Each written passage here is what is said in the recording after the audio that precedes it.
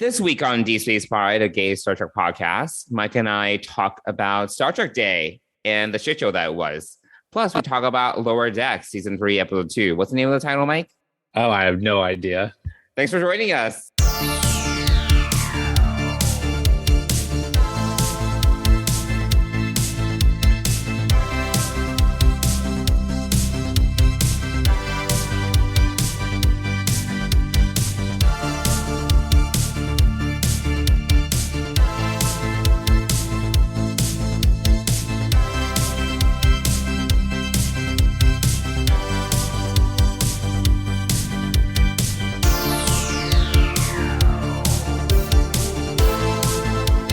Hey, Mike.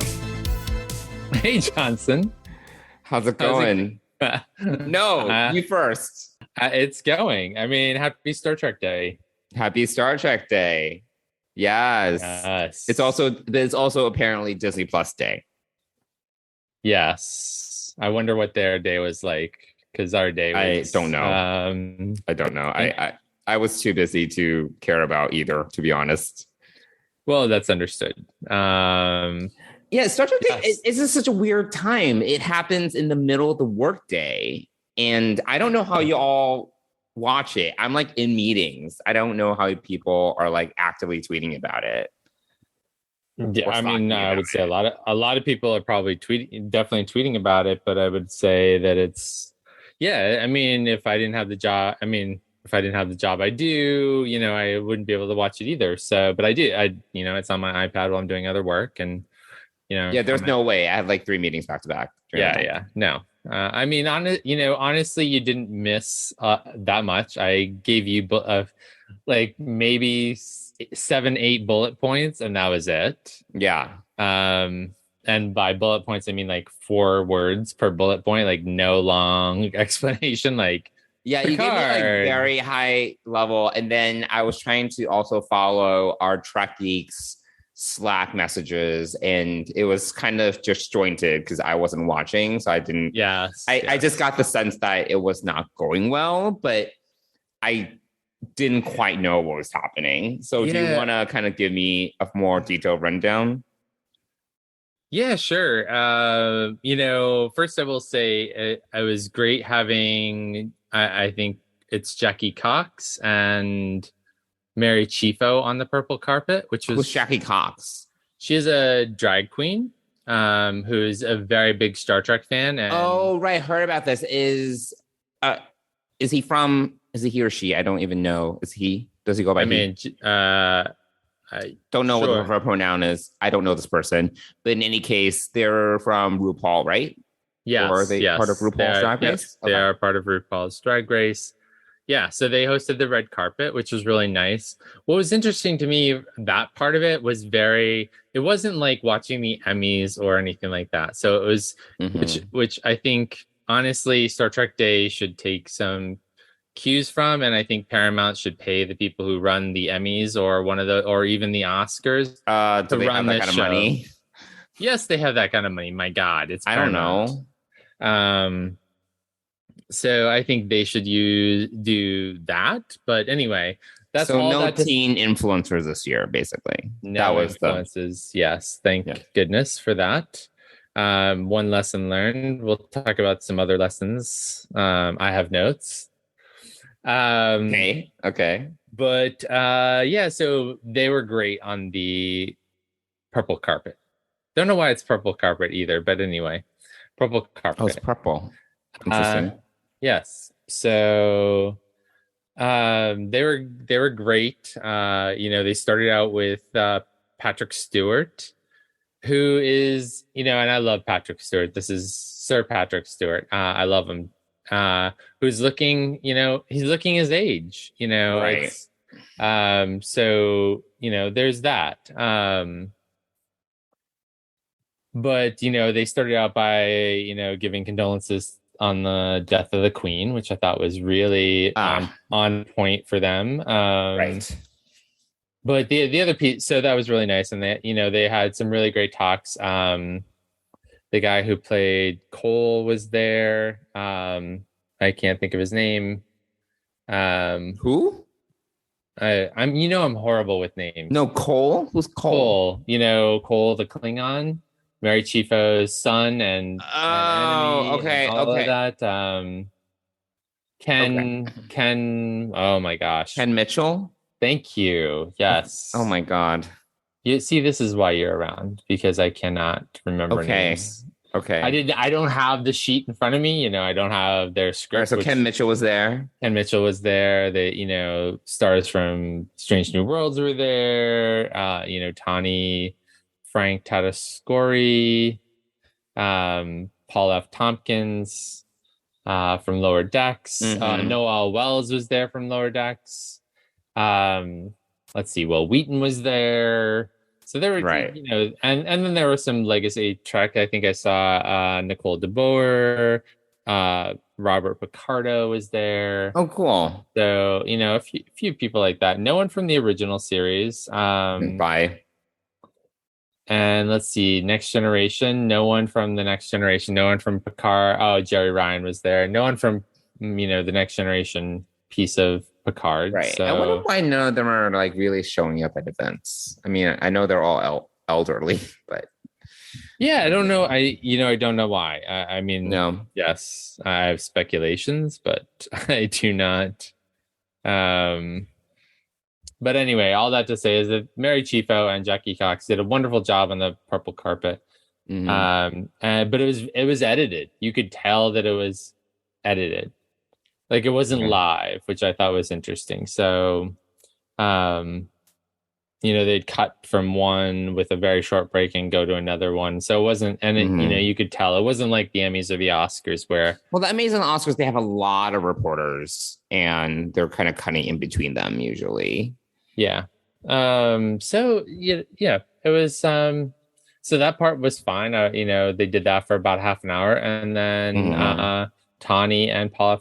Tompkins were the main hosts of the day, Okay. and they're fun and funny. Um, so yeah, there were a couple of glitches. There were like it would cut to black with no sound or whatever, like intermittently. Oh, okay. Okay. So, again, things like that, just, I don't know. And I'm not, I just feel like a media company, there are things that should not happen. And, things cutting to black all of a sudden just doesn't seem like it should be happening. Right. At times the show felt disjointed. It was like 2 hours and 15 minutes. I think they finished at like 5:15 Okay. p.m. Eastern time. And there was just a lot of disjointment, which I think was less evident last year, but still evident. Mm-hmm. So yeah, just and Yeah, I don't feel last year was too disjointed. I mean, I remember complaining about the teen influencers. We liked the music when the live orchestra. That was good yeah. last So this year. year, yeah, I agree. I really like the live orchestra because one of the things. This is the thing, like Star Trek is part of the Star Trek experience is the music. Sure. The theme songs, the other incidental music that's really like best of both worlds, like the Borg and things like that. Mm-hmm. Um, Mm-hmm. First Contact, which we just talked about Yeah. because of last week's or the first episode of the premiere of Lower Decks. So there's the orchestral music of Star Trek is really important, and so they had this DJ who was the exact opposite, like the other end of the spectrum. I guess Oh God. he's the DJ for the Late Late Show, and he was just beatboxing, and then there would be overhead Oh music. God.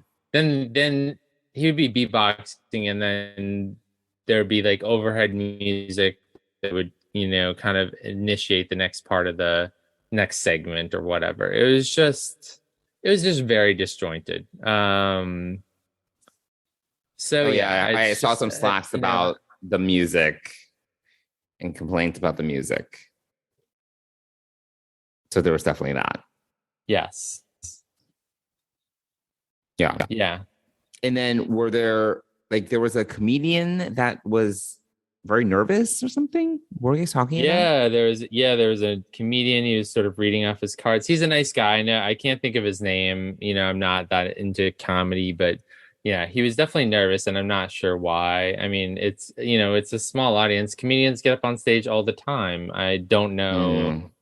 Mm. I get it. It's a tough gig, and like in our chat, not ours, but the Greater Trek Geeks chat, you can't really do some of the things that comedians are known to do, which is make fun of. Well, you can things. still make fun of the crowd, but do it in a way that is funny, and self-deprecating. Yeah. Right. Yeah. So, but none of that happened. So, it's just, and I love Tani and Paul. I think they're great. I like them on the Pod Directive, which, by the way, is coming back in February 2023. The Pod Directive so far away. Okay. Yes. So there's that. That was one of the announcements. Okay. And then so let's get to the huge miss of this whole thing. So yesterday, right, they launched the Starship is landing. Right. It was like they have t-shirts. Supposedly there's like t-shirts and like posters and stuff on sale on StarTrek.com. And as far as I can tell, they never mentioned that once throughout the whole show. Mm-hmm. And I guess this morning, Pottery Barn Teen launched some things for that are Star Trek related, which some of them are, Star Trek collab with Pottery Barn, which is an interesting choice, but sure. Yeah, sure. So we don't know if that was the Starship landing or I don't think so. So it was just it was just really disjointed, and Tani and Paul. I honestly, my overall feeling is that I feel bad for the fans and I feel bad for the cast, because I don't think that this production, as it were, does either of them justice. It doesn't do us, the fans, justice. It doesn't do the cast and crew. I can't even imagine the insanity that goes on behind screen. It just seems very disorganized. Like, hire the right stage manager, like hire the right handlers for people. Like, it is a show. Like, honestly, like, no, event production's hard, and if you don't do it right, it's a shit show. Yeah. You need the right people to execute it. Yeah, I think, like, when I think obviously we're New Yorkers, and we think very differently about things than the West Coast does. And I think that for a show like this, you need like someone who's done like a fashion show. This is like a 2-hour like Emmy pre-show / fashion show, whatever, but you keep the energy going and you move it along, and you have the right people handling the talent, and you just are organized, and this is none of the Star Trek Day was none of that. And it hurts me to say that. It's not like I'm criticizing and hating it. I'm criticizing it because it can be so much better. Like, you're in Hollywood. You host the Oscars every year. Like, even if it were slightly pared down production staff from the Oscars, you could still put together a decent show. Well, the thing is, this is very on brand for Paramount Plus. I know. I know. It's on brand. That's a problem. I think that if we were to poll the Trek Geeks network and ask, hey, was the actual execution of Star Trek Day surprising to you? I'm sure no one would be surprised. No one would say that this was surprising. No, I was not surprised. I am coming. I mean, it's disappointing, but it's not surprising, right? Like, it's on brand. That's the problem. Yes, that is the problem. Like, if Disney did something like this, I think we'd all be shocked. Yes. There's no way. None. This is the whole thing. Like, Disney / Star Wars. I hate comparing Star Trek to Star Wars, but the way that Star Wars is handled from a PR perspective, and they've had their errors, but by God, they can put on a show that, Right. and I get it. Disney has more money than God, but Paramount is not a poor company. Right. And so it's just shocking and disappointing. Shocking, not shocking, not shocking. You know what I mean? Well, Like, I feel this is the problem is I feel it's infused into almost the philosophy, right? Like the thing is, we complain about the app, but if they are okay with a shoddy app, then they're probably okay with a shoddy event. You know what I mean? Like, because if I was running this, I'll be like, no, there's no way that this is okay. And I'd rather just cancel the whole thing and let's do it virtually and let's just release a few trailers and make everyone excited than try to execute something that's half baked. But I feel that just based upon what we see with Paramount, Viacom, whatever they call themselves now, and even the app itself, it's like they're okay with it. So do you know what I mean? It's like the company culture is okay with like half-baked products and half-baked productions. yeah, That's the thing. yeah. Meanwhile, Disney and Marvel are probably the opposite. Like, because I read this article about how actually it's very difficult to work with Marvel because they're so particular. So they're probably the opposite end of the spectrum. They're perfectionists and they're probably too difficult to work with as a company, as a client. But that is another kind of company paradigm, right? Company philosophy where it needs to be perfect. It needs to run smoothly because the experience for the customer and for the fan is so important. So I think it's just a very different approach, like it's just, and yeah, I don't know. I don't know what to say. It's just, it is what it is, it's on brand. It's literally on brand. It is, yeah. Well, so let's get into some of the news that was there. Obviously, the first thing was the Picard teaser trailer, which looks really great. Yes, I saw it. It looks good. And so we have Picard coming out February 16th, I think it was. Yeah, I'm surprised that they can push it up a little bit more, but at least it's early next year. Yeah, so there's that. It does look great. Starbase One or whatever, Space Dock or whatever you want to call it. Yeah. I don't even know anymore. It looks great. Yes. Yeah, I would agree. Yep. Space Dock looks amazing. The new Titan looks very retro. Yeah, the Titan looks okay. I don't know if I love the Titan design, but it's fine. Yeah. I mean, I do. It matches like what we saw on like Lower Decks, like more or less. Like it says. Oh no, it's a completely new Titan. Oh, is it? Yeah. No, you're thinking about the other starships. No, at the end of the trailer when they're launching out of Space Dock, that is the Titan, and that is a new Titan. That is a whole new Titan. Okay, I don't really love the old Titan or the new Titan then. Yeah, I like the design of the new Titan because it looks very refit Enterprise or 1701A-ish, which I'm a huge fan of, which is my favorite design of all of the starships. Okay, got it. I need to probably look at the trailer more carefully then, because I literally just saw on my IG stories. Yeah, there's a lot of starships in it, so there's a lot to. But the end is when they launch the Titan and with Commander 7. So Commander Hansen /7. Yes. So that's news. So we have that. Yeah. We did see, Wilson Cruz did a great tour of Discovery, or not a great tour, but I would say a very. It's more like BTS, right? As a BTS.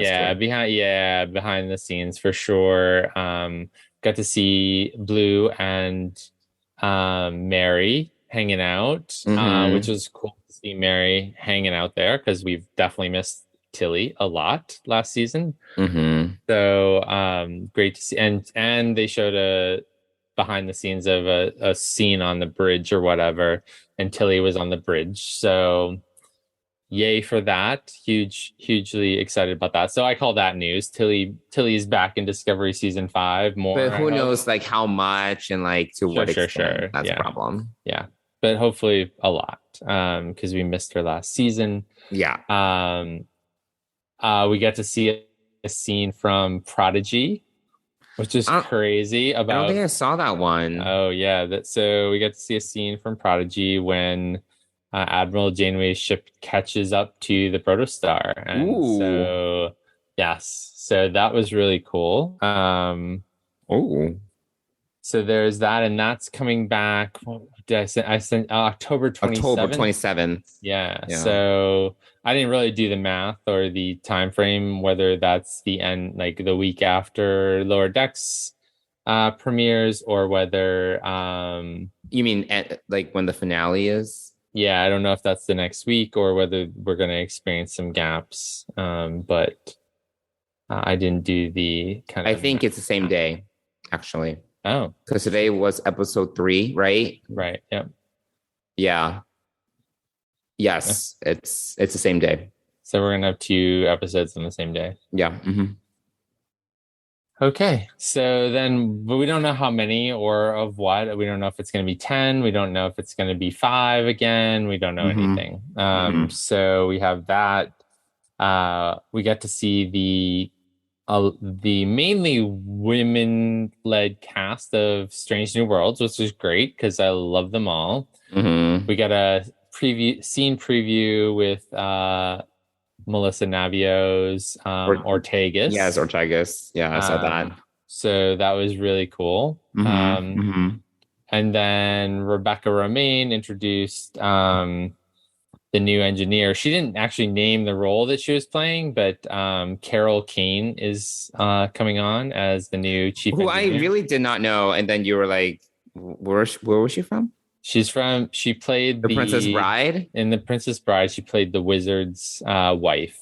Okay. Good luck storming the castle. I mean, is her famous line. I didn't like The Princess Bride, and that was in the 80s? Sure. It was a long time ago. Anyway. It was a long time ago. So we have that. Let's see. So we got to see a scene that I have not seen yet from Lower Decks, which is kind of interesting. I saw that. That's later in the season, and I don't really understand it. So, are you talking about the one with the Romulans? Yes. It's like part 2 of that, like to the whatever the movie. What's it called? Oh, is it? The Rise of Benedicta, whatever. It's like the quote unquote sequel or something like that. Oh, interesting. Okay. I'm trying to find it on my IG feed and I'm failing. So no, that's okay. I did not know. There was no context given, and it wasn't said that would be the sequel, but now it makes sense because of who the captain was of the Enterprise E ship that comes to save the day at the end. So that was interesting. So that makes sense now, because they named the captain and then Boimler showed up and I was like, what? So it's basically as a holodeck fantasy. Yes, sure. Yeah. So there's that. So we went over Picard, Strange New Worlds. So Nicholas Myers came out onto stage very awkwardly. I think it would, I again, just the way that they do these things, it just is underwhelming.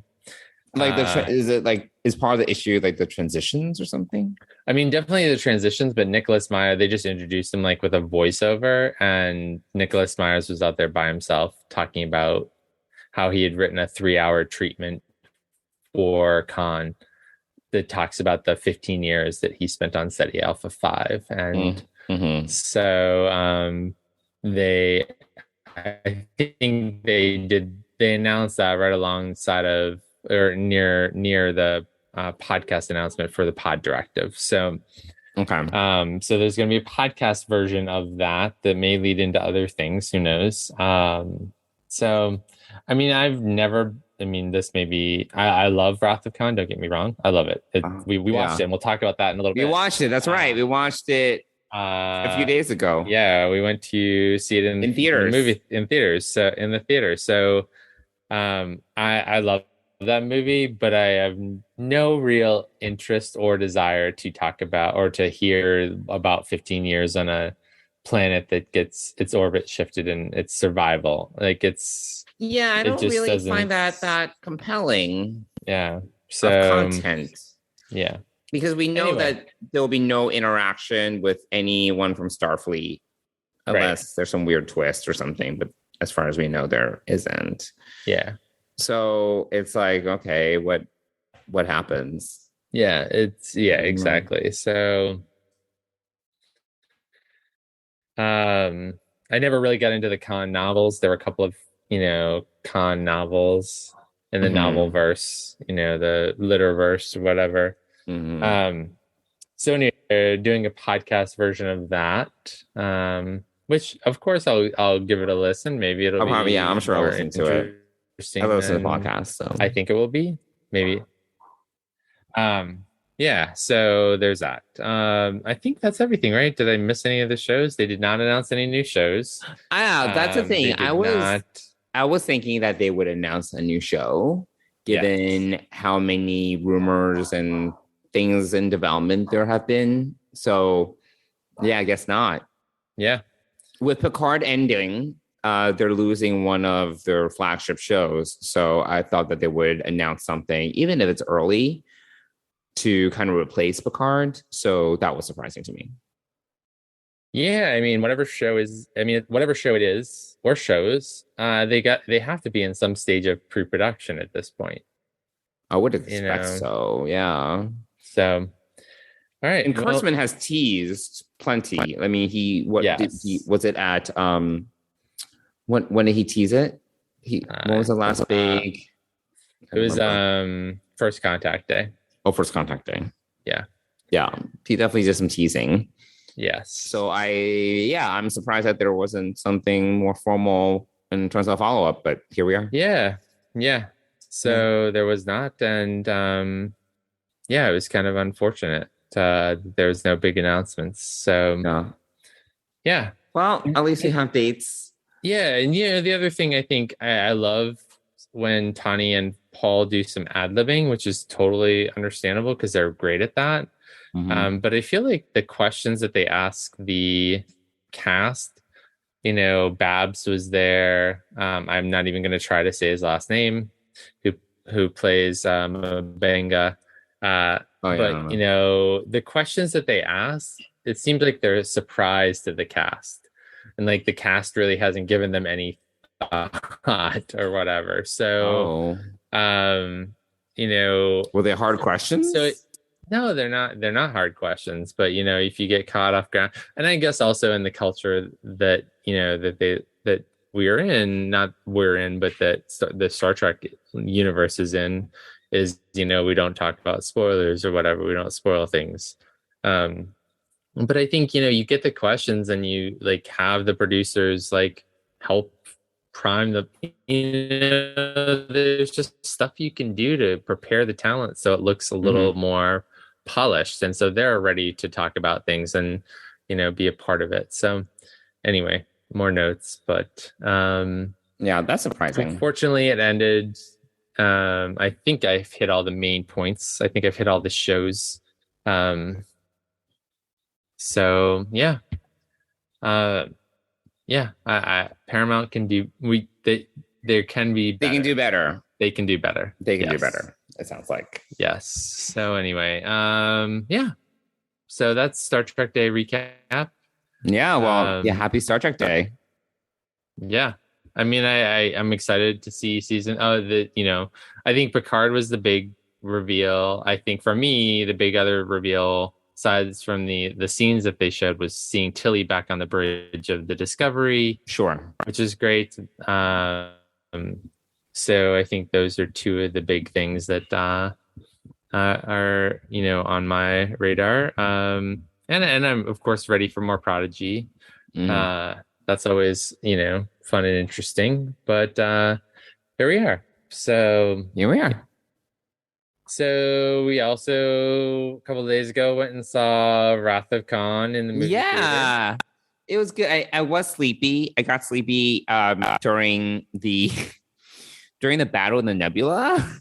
I got tired for some odd reason. That's when I got very tired and I nodded off for a little bit. But otherwise, I was awake for the whole day. I mean, like, don't get me started on the motion picture. I mean, I was asleep for like half of that. That was tiresome. But this was definitely much more compelling. I will, after watching it again, I will reiterate that I think Star Trek 6 is still my favorite. I think that it is it's a good movie, but kind of like, there's just it is a very over dramatic film. There's, Khan is very dramatic, and he pulls in other people to be dramatic along with him. And it's just like, it's kind of like a soap opera. And it's just not a very nuanced film for me. I do like, and we've talked about it before, but I do like the through line of Kirk facing his mortality and all that. I think that is very effective and that runs well. And it ties the entire movie together really well, even Spock's death. But I think that, Star Trek 6 is just so much more nuanced. It's just so many more layers to it. Well, I love Star Trek too. It is, and probably will always be my most favorite film of the original series movies. So, hearing the music in the theater was really cool. Although I do think it was slightly too loud. That was my only annoyance of the whole thing. It was just slightly too much, kind of overwhelming at times. But I loved hearing the music in person in such an environment. It was really good. And I love the cut of it. I don't think we saw the 4K version of it. I don't think it was. No, they didn't upscale it, or they didn't remaster this. Yeah, they didn't. Well, I thought that aren't they releasing a 4K version of Wrath of Khan? Are they? I don't know. Maybe I'm just confusing that with the motion picture 4K version. But anyway, you could tell on screen that there were parts that were really kind of grainy when it's it was that fuzzy, big, for sure, that big. So hopefully, if they haven't done a 4K or a restore of it, I would hope that they would, because it would probably, I would go back and watch it again for sure if they did that. But it was just really great to see it on the big screen. I don't think I've ever seen it that big before. No, it's the first time for me, for sure. And I've seen it, probably at least 100 times. Like, it's a movie that I watch a lot. That's a lot. I mean, I love it. I love this film. I think it's just like the pace of the movie, the setup. There are a few things, that like Khan never met Chekhov. Sure. In Space Seeds. So there are a few things, but it's just a great overall film, and it was really, really cool to see it in the big screen. So that was a lot of fun. That was definitely a lot of fun. Yeah, no, it was worth going for sure. Yeah, it was good, and it's rare for us to have the opportunity to watch like a Star Trek movie in theaters, so it was totally worth it. Yeah, absolutely. So that was fun. So we've had a lot of Star Trek this week. Including, today there was a new episode of Lower Decks, which we'll talk about next week. But we're going to go back to episode 2, which now I do have the name in front of me. Yes, I have the name as well. The least dangerous game. Yes. So if you listen to our opening, you'll know that I didn't know the name of it. I forgot to, and I wasn't prepared. A little comedy bit with it, and here we are. Let's the least dangerous game. Let's talk about Lower Decks. Yes. I am a proud soldier of the Klingon Empire! Shut up! Stupid Ferengi program! Warrior, fight to the last breath! Easy for you to say. I'm not a Klingon. I tried to be bold today, but I just ended up as prey. The only way you can lose now is by letting your foe define who you are. Never back down. Never cower. The hunt is on. Cringe! I am not your prey. I am Bold Boimler. I haven't backed down all day, and I'm not starting now. You better run, because now the hunted has become... Oh my God! No! The hunted always tries to become the hunter. Tale old as time. Oh, no! I didn't say you could kill me. Stop, please. And with that, my hunt has ended. Yeah, you're not gonna kill me? True Sapiens practice catch and release. We respect life above all else. That's why we hunt. Oh, thank God. You were excellent prey, but I do have notes. Cool. Well, Mike, you had watched this episode quite some time ago when we got the screeners, so you had to rewatch it. What did you think? This is a Boimler and Mariner heavy episode. This is the beginning of the Bold Boimler, like whatever. I don't know if it's, an arc or a character arc or whatever it is, but I don't know where he's, and correct me, the whole thing that started this, right, was the Venom, or who's captain now of a starship. But I can't remember if we've seen. We must have seen him in a previous. Yeah, when they brought him up, I did not. It didn't ring any bells for me. Okay, all right. Yeah.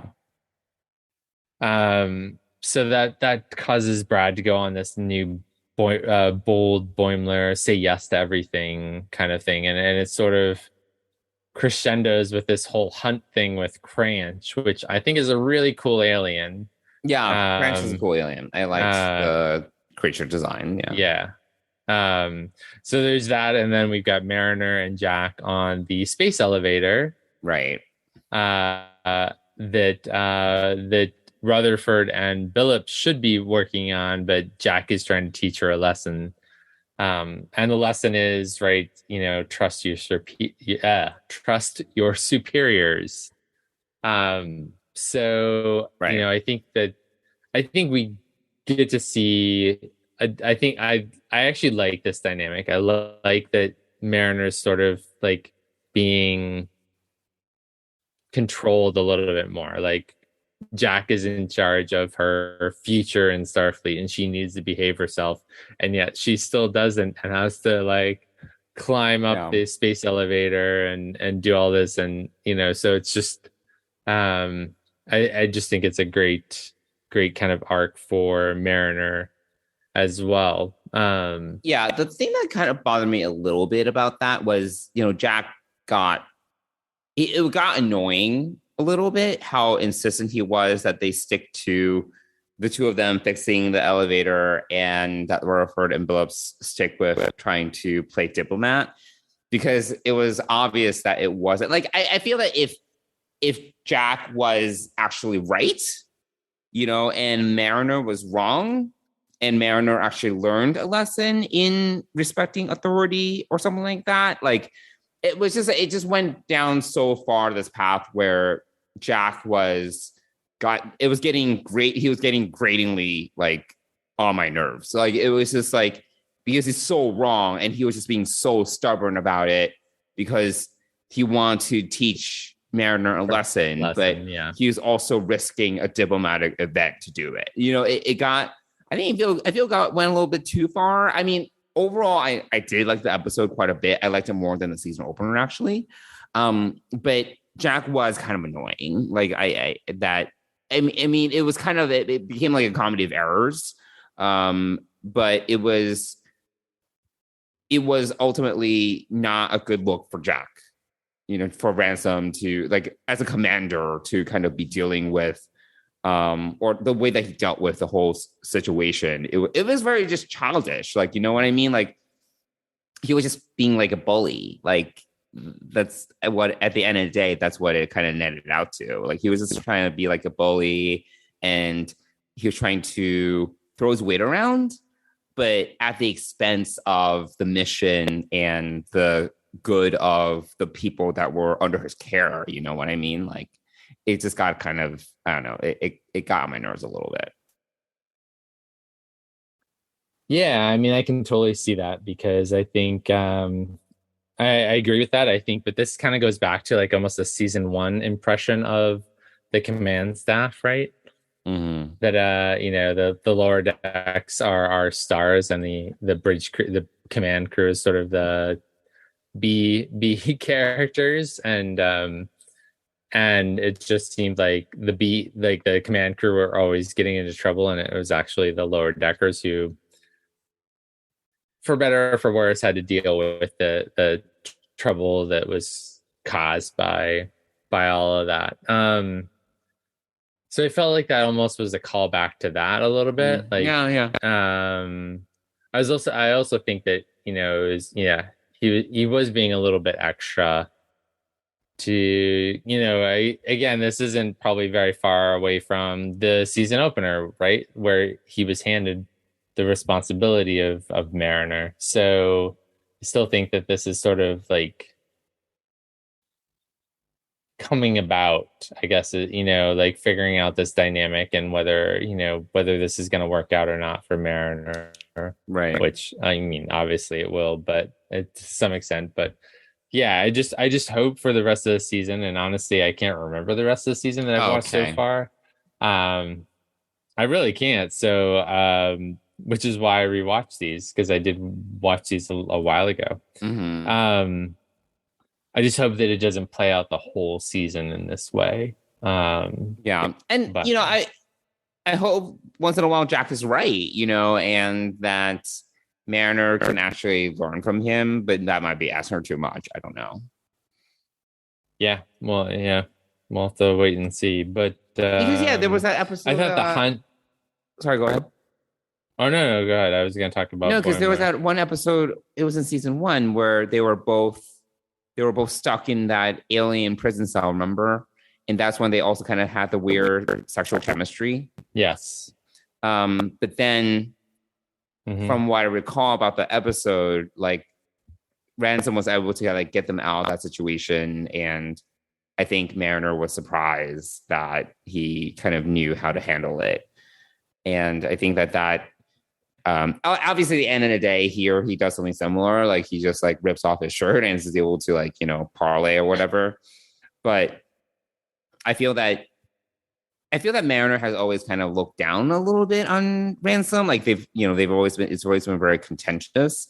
And I feel that for me, like similar to what I was saying last episode, it's time for that to evolve a little bit.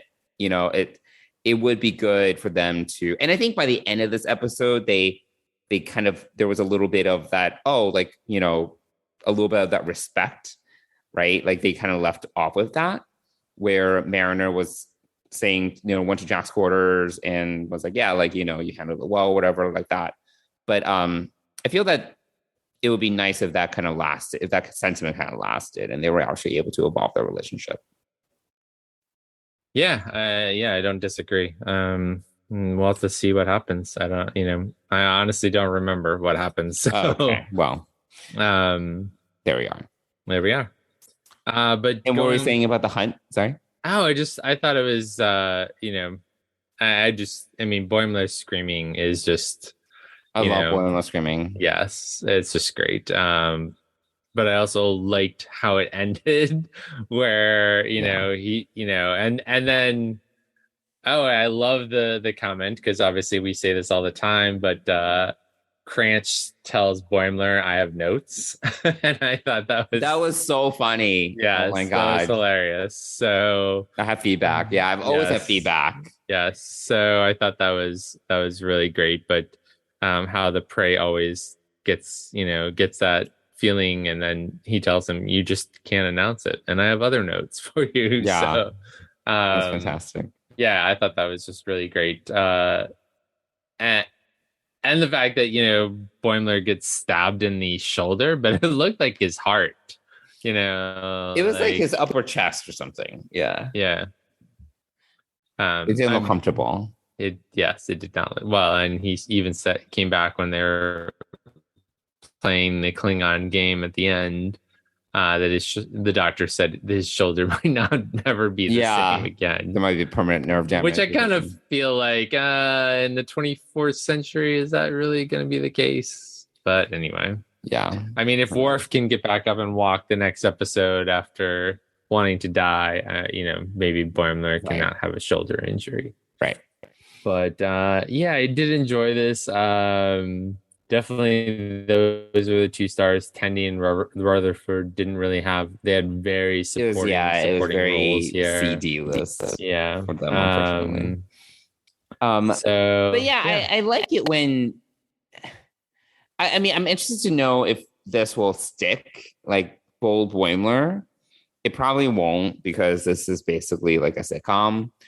But we've gone down this path, not exactly, like a Boimler kind of situation, but we've gone down this path where Boimler gets very, he gets very in the zone about something, and he will go, he'll dial up to 100, and he just fixates, right? Like that's very much his personality. So we've had instances like this where he'll just he wants to get promoted, or he'll be very insistent on this is his end goal, so he'll do everything he can to get it done. So it is kind of I feel going back to that a little bit when it comes to his character. But I did appreciate the again, more comedy of errors in terms of the kind of situations saying yes to things puts him in. Yeah. But yeah, I enjoyed this episode overall, and yeah, I don't really have any notes like we did for Mike McMahon on the. We definitely have more notes for the premiere. Really? Yeah. So yeah. I did like the Klingon Dungeons and Dragons. That was fun. Yeah. And it was great to get Martok back. Yeah. That was pretty fantastic. It was There were a lot of great lines from that. Yeah, it was really really cool to have him back, and I would play that board game. Yeah. I mean, it's like Dungeons and Dragons. It looked pretty fun. Yeah. Yeah, no, definitely.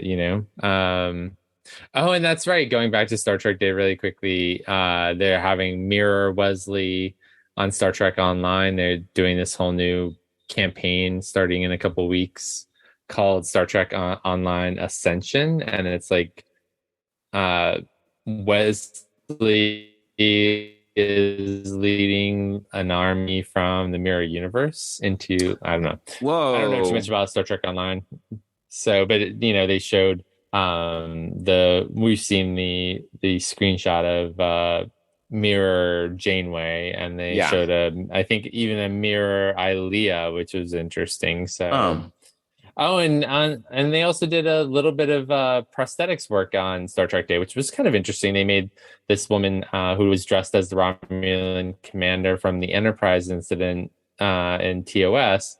They actually put on like ridges and ears on her backstage in like 15 minutes. So the makeup guy from Star Trek was there did that. So that was kind of interesting. And then they did a mini cosplay like parade. They brought up 3 other people who were dressed up in really cool. There was an Ilea, there was a Garth, I think, and then there was someone who actually really looked like Admiral Kirk from The Wrath of Khan. It's kind of funny. So so that also happened on Star Trek Day as my mind gets jogged. As your mind gets jogged. Nice. So yeah. Cool. So, yeah. Anything else about this episode? No, I mean, it's just, it was a good comedic, fun, distracting episode of Lower Decks. I mean, par for the course, I feel like. I enjoyed it. I enjoyed it. Enjoyed for what it was, and we'll see if any of it sticks. Right. Whether Bold Boimler continues, and what Mariner's life is like in with Jack. Oh. So there was no interaction really with her and her mom in this episode. It's all her and Jack. So that's interesting as well. So yeah, we'll kind of see what happens. Next week, I think Tendi gets, starts her science career on the, science training. And I don't even know what the rest of the episode is about. Oh, these rocks, right? Yes, the rocks that bring to life their fantasies or nightmares. Yes. Right, exactly. Yes. So yeah. So yeah, pretty full Star Trek day. Very full Star Trek week. Yes. For us. You're right. Yes, it was a very full Star Trek week. Yeah, for sure. Yeah. So speaking of which, on non-Star Trek stuff really quickly, I am rewatching The Expanse. I think I told you this, and I'm just enjoying the heck out of it. So I felt like with what are we watching? We watched The Sandman. We watched The House of Dragons, right? House of the Dragon. House of the Dragon. And I'd also been rewatching some Game of Thrones. Oh, right. That I remember. I remember, you mentioning you were rewatching Game of Thrones from season 1. So I was kind of in need of some sci-fi, some solid sci-fi-ness. And so I decided to start rewatching Expanse. Yeah, The Expanse is one of the best sci-fi shows in the last decade. And I have not yet watched the Lord of the Rings premiere yet either.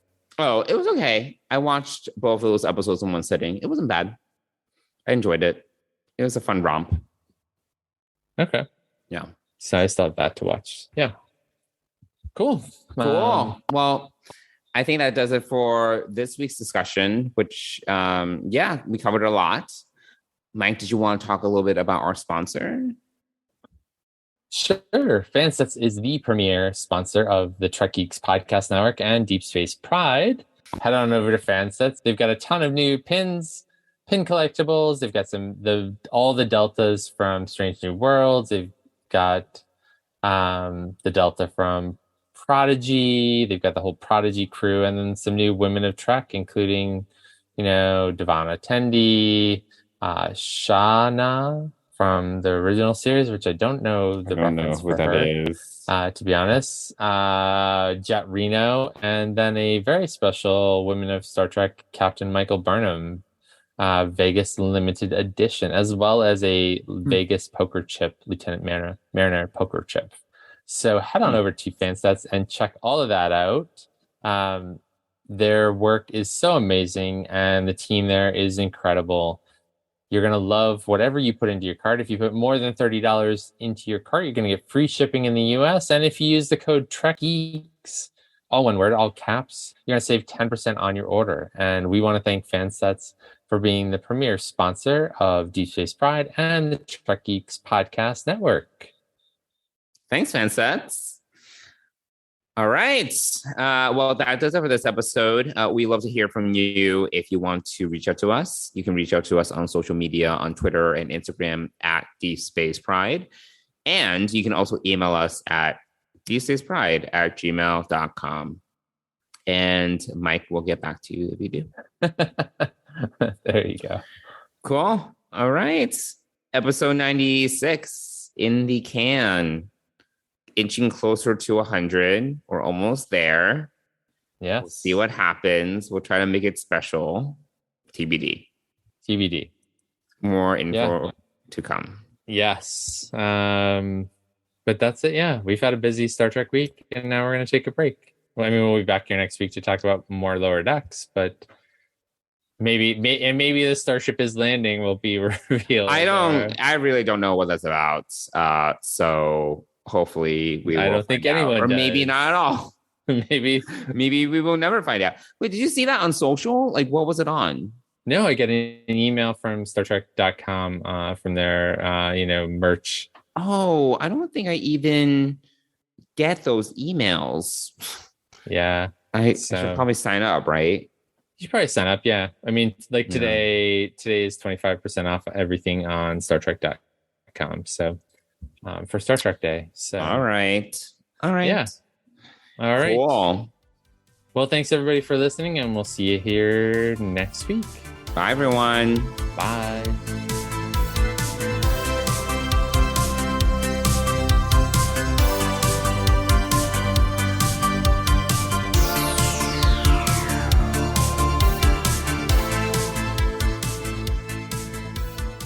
Deep Space Pride is a production of Coconut Media Works. Executive producers Bill Smith and Dan Davidson. For more great Star Trek discussion, discover the other shows of the Trek Geeks Podcast Network at trekgeeks.com or find us in Apple Podcasts, Spotify, or your favorite podcast app.